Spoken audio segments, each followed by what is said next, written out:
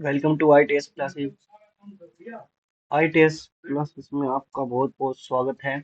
और आज का जो हमारा चैप्टर है, उस चैप्टर का नाम है उत्तर वैदिक काल और राज्य और वर्ण व्यवस्था।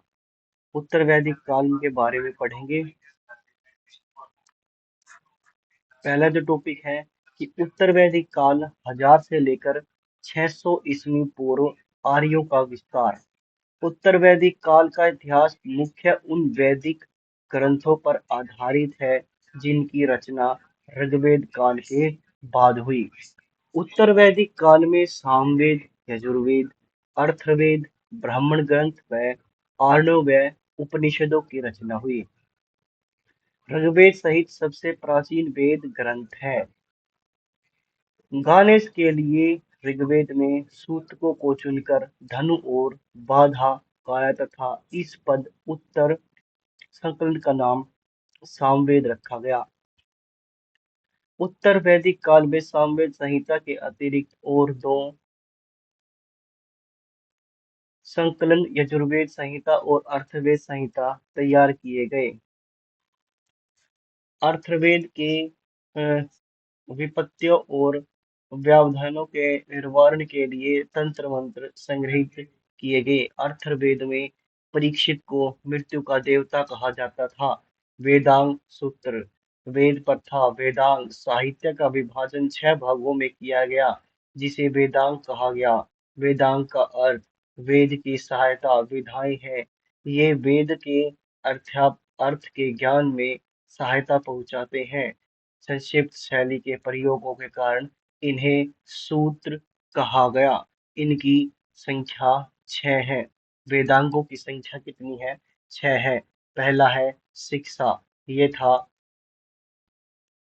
धम्नी शास्त्र।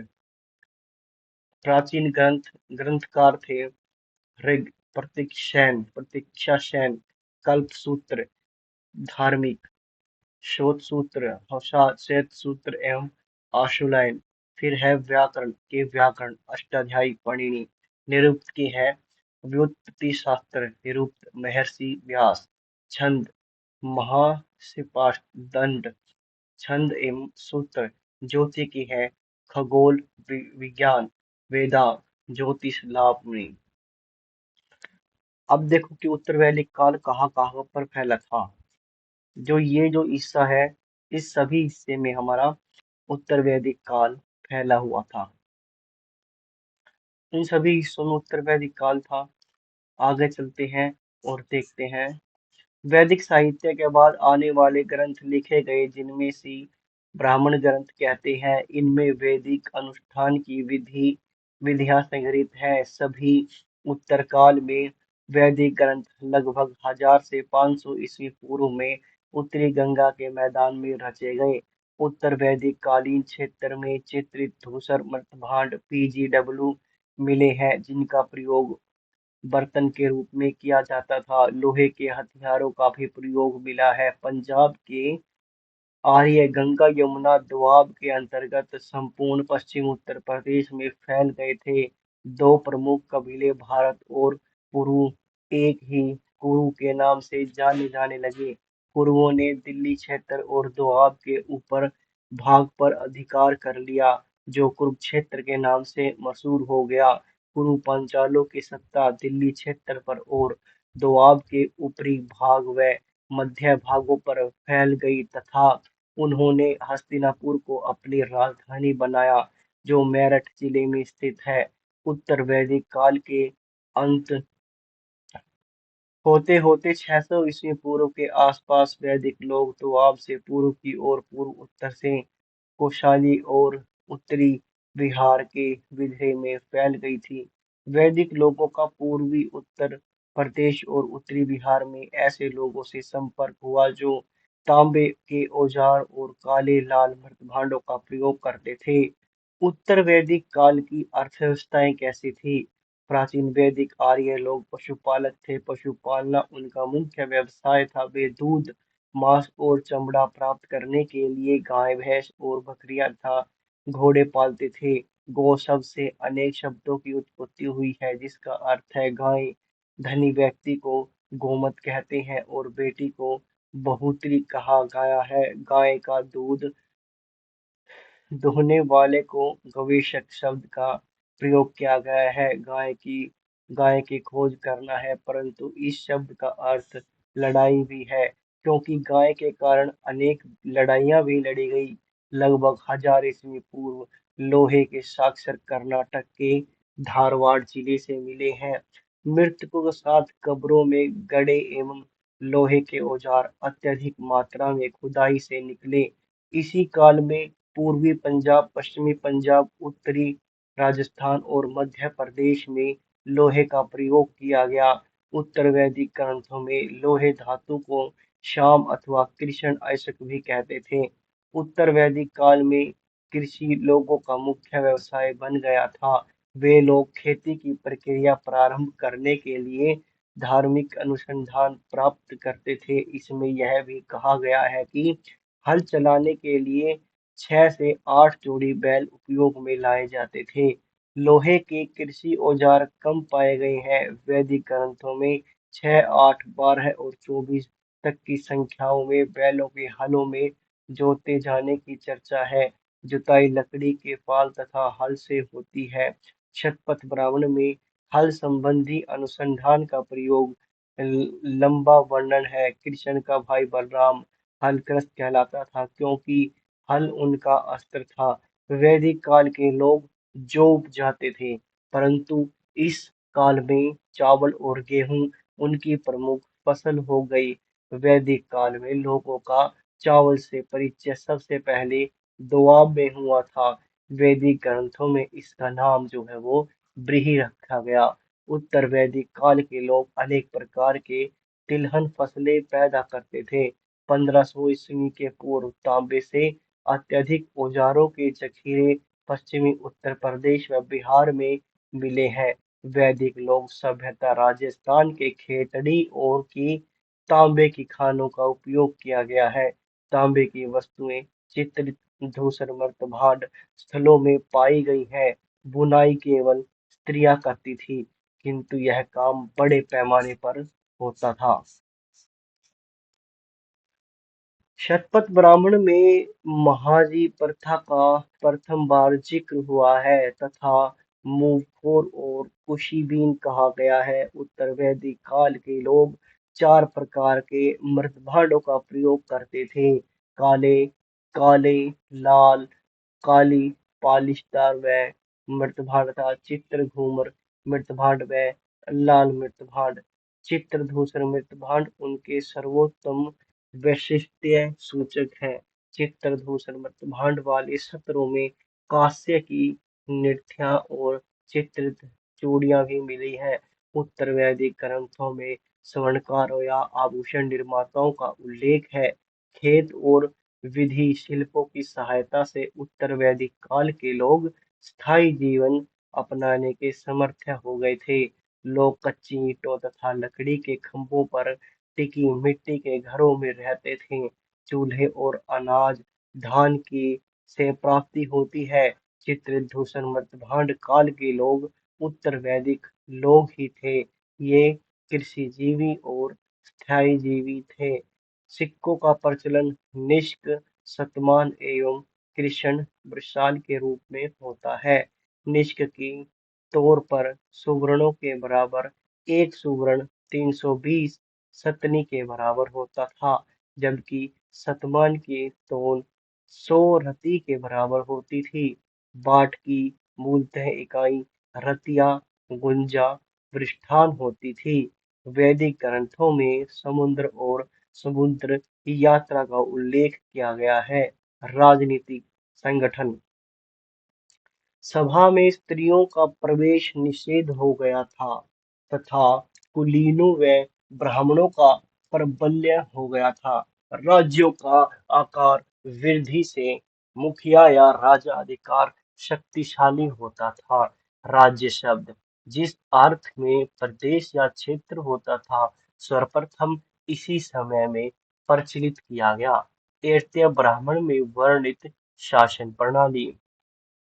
पूर्व दिशा को सम्राट, पश्चिम को राजसव, उत्तर को वैराज्य, दक्षिण को भोज्य, मध्य मध्य देश को राज्य, सम्राट को वाजपेय,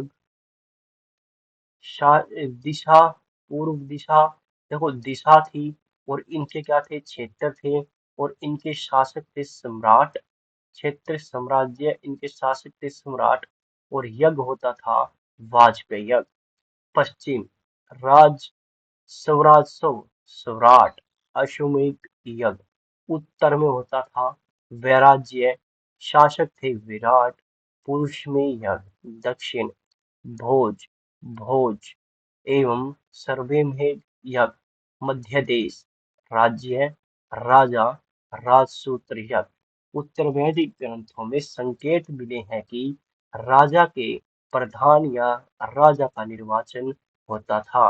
राय राजसूत यज्ञ करता था, जिसे यह समझा जाता है कि उसे दिव्य शक्ति मिली है। रायसूत्र का शाब्दिक अर्थ राजकीय संस्कार है। यह राजा में निहारोहण से संबंधित यज्ञ था। इस यज्ञ के एक सेकंड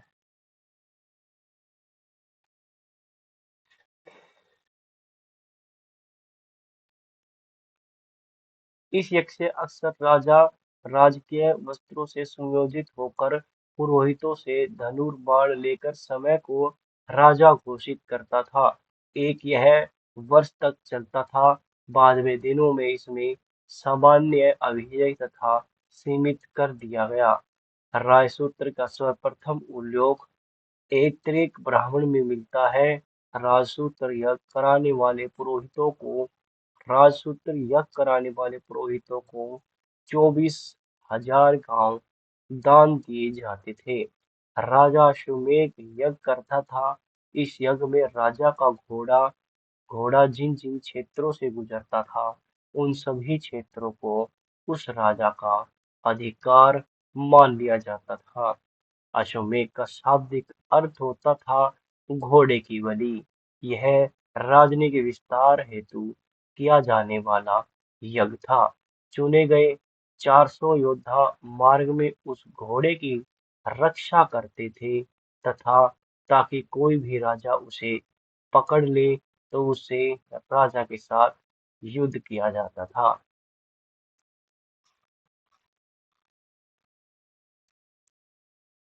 एक वर्ष समाप्त होने के साथ ही उस घोड़े की राजधानी लाया जाता था उसकी बलि दी जाती थी।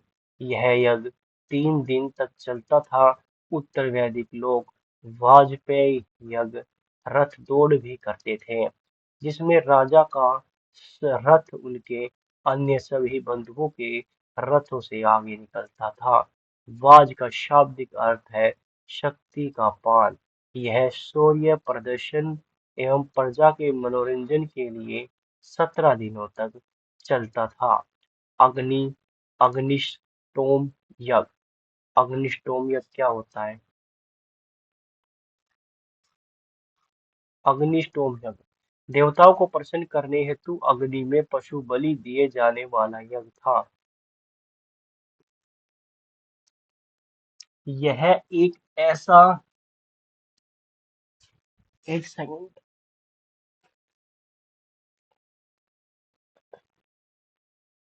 यह एक ऐसा दिन चलता था। इस एक दिन में यज्ञ में सुबह, दोपहर व शाम को सोमरस का पान किया जाता था।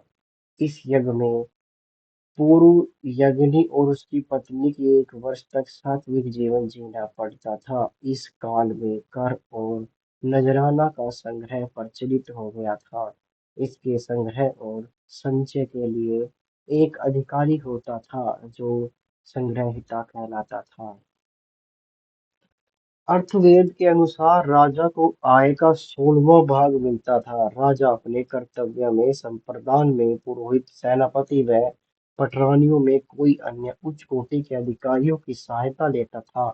उत्तर वैदिक काल में राजा कोई स्थानीय सेना नहीं रखता था। युद्ध के समय कबीले के युवाओं के दल भर्ती कर लिए जाते थे। सामाजिक संगठन उत्तर वैदिक काल का समाज 4 वर्गों में विभाजित था। उत्तर वैदिक काल का संगठन 4 वर्गों में विभाजित था। ब्राह्मण, क्षत्रिय, वैश्य एवं शूद्र। ब्राह्मण लोग अपने यमराजों के लिए अपने अपने लिए भी धार्मिक अनुष्ठान व यज्ञ करते थे तथा कृषि कार्यों से जुड़े पर्वतों तथा त्योहारों में यजमानों का प्रतिनिधित्व करते थे। ये युद्ध में राजा की जीत के लिए देव धारण करते थे तथा उनके स्थान पर राजा के अभ्यदान प्राप्त करते थे। ऋग्वैदिक राजनीतिक संगठन था वो इस प्रकार था। इनका राजनीतिक संगठन जो है कुल एवं परिवार, जो एक रक्त के समूह होते थे। फिर पहले आया कुल, फिर था ग्राम, फिर था वंश और फिर था जन। कुल में सभी एक रक्त के होते थे और ग्राम में अनेक परिवार आते थे। विश्व में कई गांव आते थे और जन में जो है वो कई ग्रामों का समूह होता था। लघु इकाई इन्हें कहा गया और एक वृहद इकाई इन्हें जन को कहा गया। 16 संस्कार प्रमुख थे। गर्भाधान, नर नारी का मिलन तथा गर्भ हेतु सब, पुंसवन, गर्भ रक्षा एवं पुत्र प्राप्ति, सीमंतो सीमंतोन्नयन, गर्भ शिशु की मानसिक वृद्धि हेतु, जात कर्म, शिशु उत्पादन होने तथा पिता द्वारा शिशु को आशीर्वाद देना तथा शहद चटाना, नामकरण, शिशु का नामकरण, निष्ठ कर्म, ग्रह से बाहर लाने का कर्म तथा शिशु के पिता या मामा द्वारा अन्न आदि अन्न चटाने का कर्म, चूड चूड़ाकर्म, मुंडन, केश मुंडन का कर्म केवल बालकों तक सीमित था।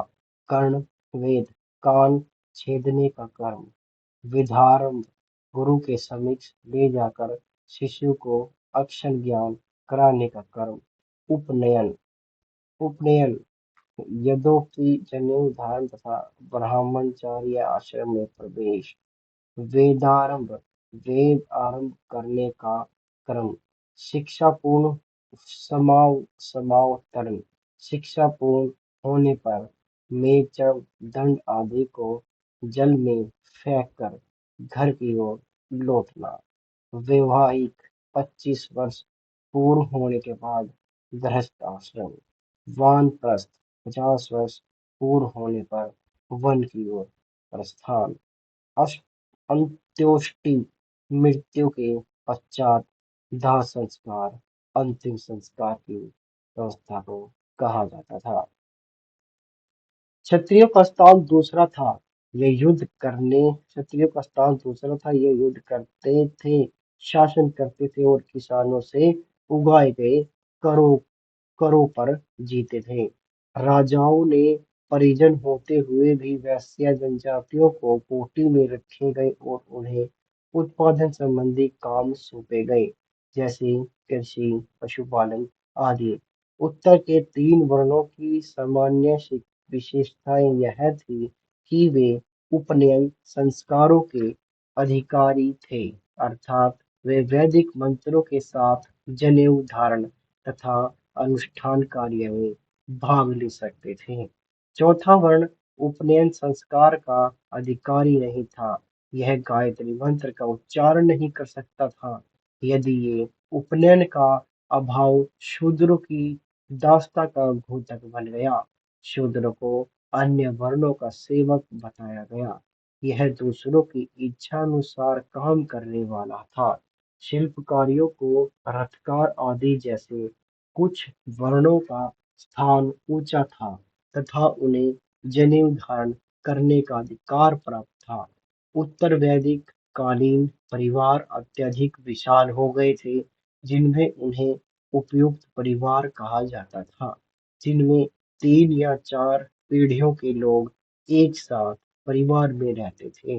उत्तर काल में अजंती खेड़ा एवं अहिर क्षेत्र में मिली चूहों की कतारों से पता चलता है कि सामूहिक भोजन के लिए वह विशाल परिवारों के लिए भोजन पकाया जाता था। उत्तर वैदिक काल में गो प्रथा स्थापित हुई। गोत्र शब्द का मूल अर्थ है गोष्ठ या वह स्थान जहाँ समूचे कुल का गोधन पालन जाता था, परंतु बाद में इसका अर्थ एक ही मूल पुरुष के उत्पाद लोगों का समूह हो गया। विवाह के प्रकार, ग्रह सूत्र, अनुमान। ब्रह्म विवाह वह विवाह कहलाता था जो दहेज सहित उसकी श्रेणी के पुरुष के साथ होता था। देव विवाह यज्ञकर्ता पुरोहित के साथ होता था। आर्य विवाह कन्या के पिता की वर पक्ष की एक जोड़ी गाय के बदले किया जाता था। प्रजापत्य विवाह बिना दहेज और बिना कन्या की कीमत की मांग के लिए किया जाता था। गर्भ धन विवाह माता पिता इच्छा के बिना ही वर कन्या का गुप्त रूप से। असुर विवाह क्रय द्वारा कन्या का पिता वर से कन्या या मोल लेकर बल से उसका विवाह कर दिया जाता था। राक्षस विवाह कन्या या अपहरण कर बलपूर्ण विवाह कर दिया जाता था। पैशाच विवाह कन्या को बहाकर विवाह जब अपनी चेतना में न हो तब उसका हरण सोते हुए नशे में मानसिक विक्षिप्तता में किया जाता होगा। फिर हम पढ़ते हैं स्मृतियों में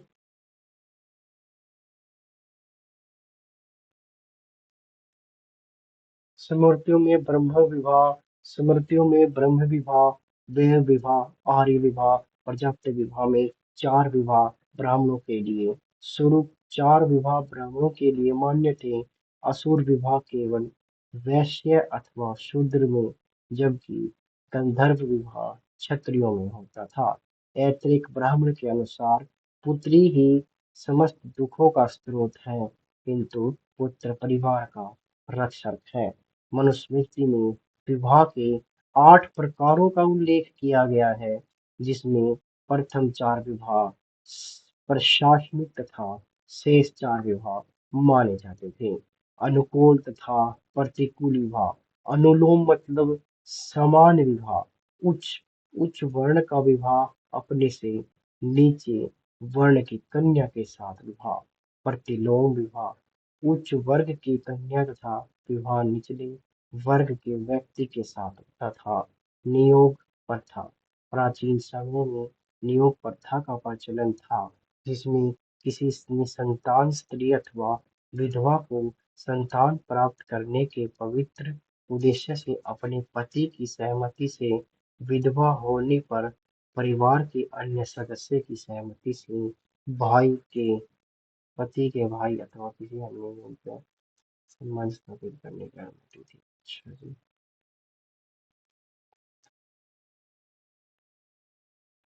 दास प्रथा उत्तर वैदिक साहित्यों में दासों के विषय में जानकारी मिलती है। तैर्तिक साहित्य में पता चलता है कि दास दासियों को उपहार रूप में दिए जाते थे। मौर्यकालीन समाज में दास प्रथा के प्रचलन के प्रमाण मिले हैं। आदर्श अर्थशास्त्र में 5 प्रकार के दासों का उल्लेख है। मौर्यकालीन शासक अशोक के अभिलेखों में भी दासों का उल्लेख मिलता है। गुप्त काल में दास प्रथा विद्यमान थी। नारद स्मृति में 15 प्रकार के दासों का उल्लेख किया गया है। दास मुनि के अनुसंधान का विधान सर्वप्रथम नारद से लिया गया है। मनुस्मृति में 7 प्रकार के दासों का उल्लेख किया गया है। मनुस्मृति थी उसमें 7 प्रकार के दासों का उल्लेख किया गया है। चोल साम्राज्य में देवसारी प्रथा एवं दास प्रथा के प्रमाण मिले हैं। मंदिरों के देव पूजा के लिए रहने वालों को देवदासी कहा जाता था, जिन्हें नियमित वेतन दिया जाता था। तथा स्त्री प्रथा आदर्शवाद में स्त्री प्रथा की औपचारिक पूरी करने के लिए पति अपने पति के साथ चिता पर लेट जाती थी। रामायण के मूल अंश में उनका उल्लेख नहीं है, किंतु उत्तरकांड में वेदंती की माता के सती होने का उल्लेख किया गया है। महाभारत में इस प्रथा का विस्तार उल्लेख नहीं है। पांडु की मृत्यु के बाद उनकी पत्नी माधवी सती हो गई। उनकी अभिमन्यु, घटोत्कच तथा द्रोण की पत्नियां सती नहीं हुई थी। कौटिल्य के अर्थशास्त्र में मौर्य काल में स्त्री प्रथा का कोई प्रमाण नहीं मिला है, किंतु यूनानी लेखकों ने उत्तर पश्चिम में सैनिकों की स्थितियों से स्त्री होने का उल्लेख किया गया है। स्त्री स्त्री प्रथा के प्रचलन का प्रथम अभिलेख प्रमाण गुप्त काल में मिलता है। 510 ईस्वी के एरण्यक अभिलेख से पता चलता है 510 ईस्वी के एरण्यक अभिलेख से पता चलता है कि गुप्त नरेश भानुगुप्त का मित्र गोप राजा हुणों के विरुद्ध लड़ा था तथा मारा गया तथा उनकी पत्नी के सती होने का उल्लेख मिलता है। 1829 ईस्वी में भारत के गवर्धन जनरल लॉर्ड लियमिथ पेंटिंग द्वारा स्त्री प्रथा को प्रतिबंधित करने के लिए लाए गए कानून को लागू कराने को राजा राम मोहन राय ने सरकार की मदद की थी। अतः स्त्री प्रथा को अवैध घोषित किया था। इसमें सबसे बड़ा योगदान जो है राजा राम मोहन राय का है। अगर गवर्नर की बात करें तो governor general Lord William Bentinck का है। आश्रम व्यवस्था उत्तर वैदिक काल में आश्रम व्यवस्था स्थापित हुई। आश्रम का अर्थ श्रम करने के बाद विश्राम करना है। छांदोग्य उपनिषद में केवल 3 आश्रमों का उल्लेख है। वर्ण का उल्लेख सर्वप्रथम ऋग्वेद के 10वें मंडल के पुरुष सूतक में है, जबकि जाति शब्द का प्रयोग सर्वप्रथम महर्षि